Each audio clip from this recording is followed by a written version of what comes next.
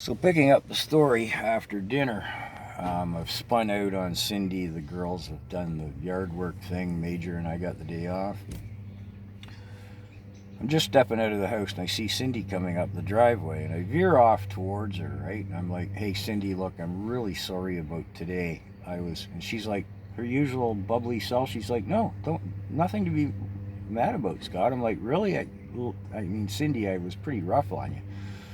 She says, no, I worked with the girls all day and, I realize now I haven't seen so much of what needs done around here and what Lori does and what you do in particular.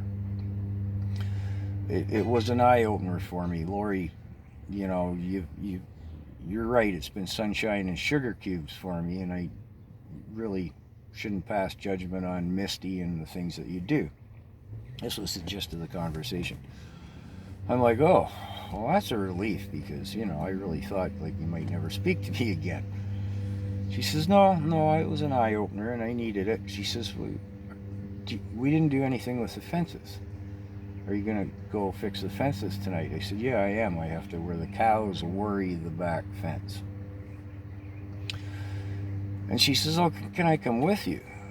And I was like, oh, well, that would be nice. Absolutely. I'll change my tact a little. I'll take the tractor. I'll take some T-bars and the sledgehammer and whatnot. You can hold the posts. That would be fantastic.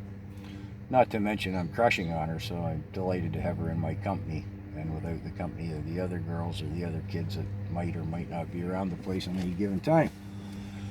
So we go out, and Cindy's an exuberant student with anything around the place, and she's a bright girl, very attentive.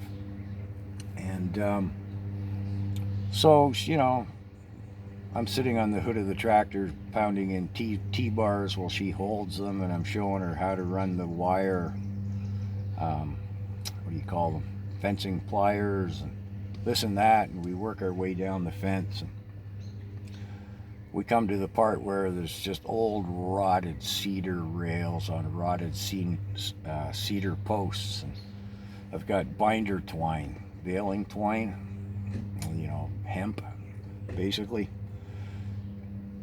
And I said, this is why we use this on here. The wire will just chew through this.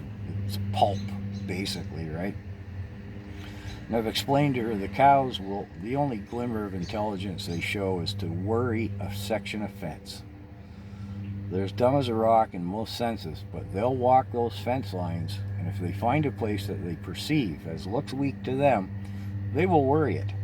It could be the strongest section of the fence, and 2 sections over could be a good wind could have it, but the cow's got that spot in mind.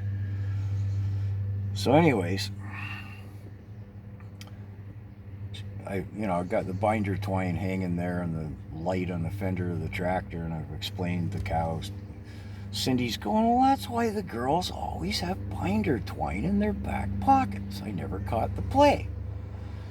I said, yeah, the binder twine rots in one season. I mean, look at this fence. It looks almost like Halloween or something. It's had years of binder twine lashed around, and the binder twine rots and hangs. And I said, the girls are good enough to, they'll ride a fence line and get off and strap some binder twine around. Cindy's like, oh, cool. Didn't know this. So now I know how to do fences too. I'm like, yeah, this is great, right? So Cindy and I had a fantastic evening hanging out together. And we became friends again. And now, in the next part of the story, I'll skip another day of flinging Misty at the fence to no avail. And I'll move to where I showed Dad the progress that I've made with Misty. And I think there'll probably be 2 chapters and we can wrap the story up.